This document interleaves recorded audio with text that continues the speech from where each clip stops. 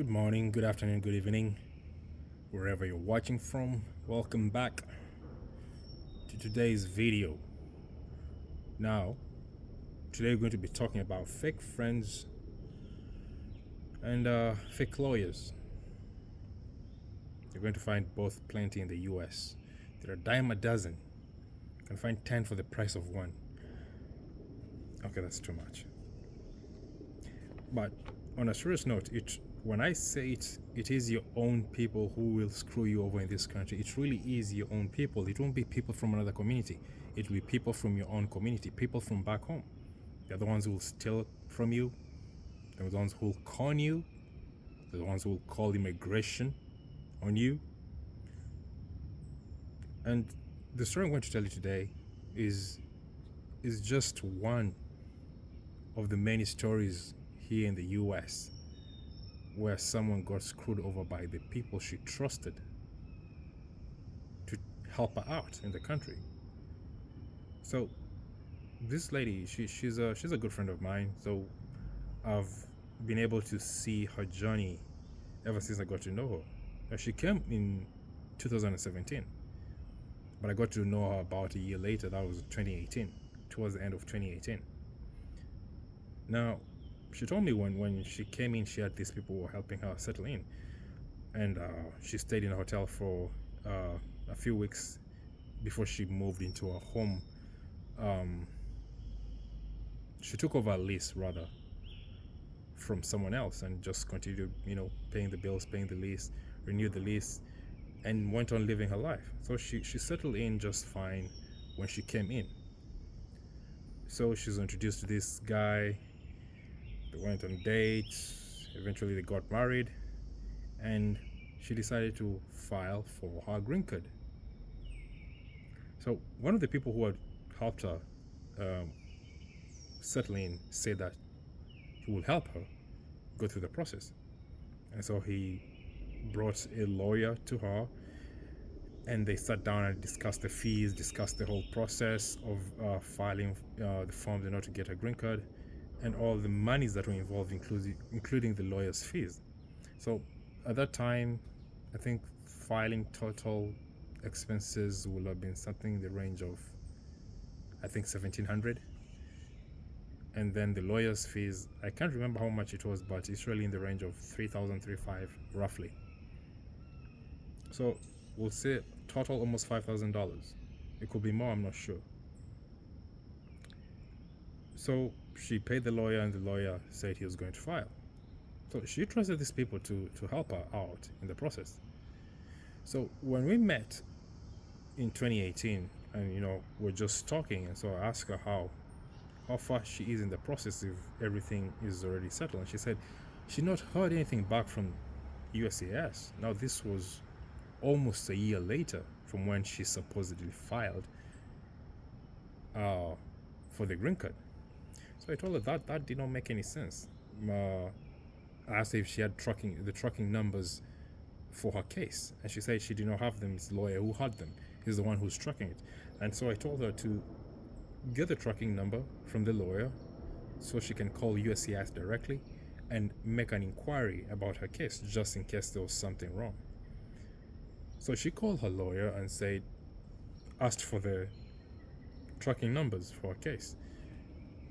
The lawyer told her that he wasn't in the office that day, but he will have to go back to the office in order to get him. It's typical. Lawyers usually have a lot of cases, so they have to go and look for your case in the system in order to get it. And so she waited. A few days went by, called back. The lawyer said he will get back to her. And it went on like this for some time. So eventually I told her, why shouldn't she just pay a visit to the lawyer's office? So she called the lawyer, said she'd like to see him at the office. The lawyer agreed, gave her the address. She went there, and the lawyer just disappeared. He wasn't there. He just pulled Houdini. Poof, nowhere to be seen. Called him over and over. He wasn't picking up. She went back home. When she managed to reach him, eventually he said, all the types of excuses that people give you. So at this point, I just openly and front up tell her that her case has not been filed, that the lawyer, if he was a lawyer, was lying to her, because at that time cases weren't taking that long. This was pre-COVID. After COVID is when things, the timeline really went up in terms of the waiting time for the months. But pre-COVID, things used to be kind of fast. They were moving pretty fast to getting your response from the USCIS, getting your work permit, getting your interviews. It was pretty fast. But I understand why she did believe that the case had been filed, because these are the people who helped her settle in. So she had no reason to doubt that they would do this. But for me, having an outside view of the situation, knew that there was no way that case was filed.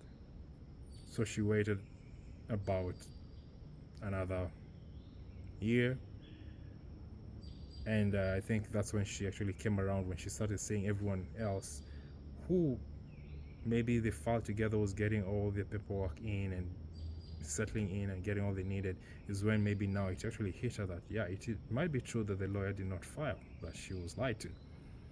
So she decided to file once more. So this time she found someone who was, is not a lawyer, but you are allowed to use people who file cases to fill in your forms for you.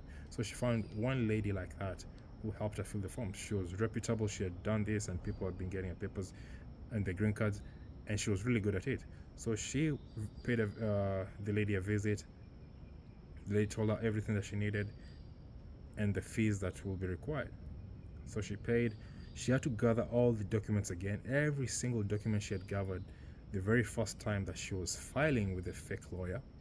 She had to gather all those documents again and give them to the lady. So the lady filled in the forms, got the money orders for the filing fees and the documentation, and sent them in. That was 2020, during COVID. Now, of course, there was some delay to the case, but eventually in 2021, her work permit was issued, which really helped, because now she was able to maneuver more in the country. But you can imagine having waited from 2020, end of 2017 till 2021 before getting her work permit. That's a long time. And then in January of 2022, she got called for an interview. No, the week of the interview, she was unwell, unfortunately. So she had to call in to USCIS and ask for an extension. USCIS issued the extension, and they gave her another interview date later, a few months later. So this one, she was ready, she was good. She went in for the interview. Interview went well, supposedly. At the end of the interview, the interviewer said that she would receive a notice in the mail rather, about what the next step was. So she went back home. A few weeks later, she got called to a second interview. Now, this is common. Being called to a second interview doesn't mean anything. It just means they need to verify a few things. It doesn't mean that you're in problems or any such thing. It happens. So she went for the second interview. During this interview, they were separated, each of them taken to a different room and asked questions about the day, the marriage, what they do, how the house is like, typical interview questions. At the end of the interview, they went back, both of them, to the interviewer's office, and it now occurred to her why they had been called to a second interview and separated. Because they had been married for more than 2 years, there will be no need for the USCIS to issue a temporary green card, the 2-year green card. She will get the 10-year green card directly. So she didn't get the temporary, she got her 10-year permanent green card directly after her initial interview. That is what happens if you've been married for more than 2 years before you file.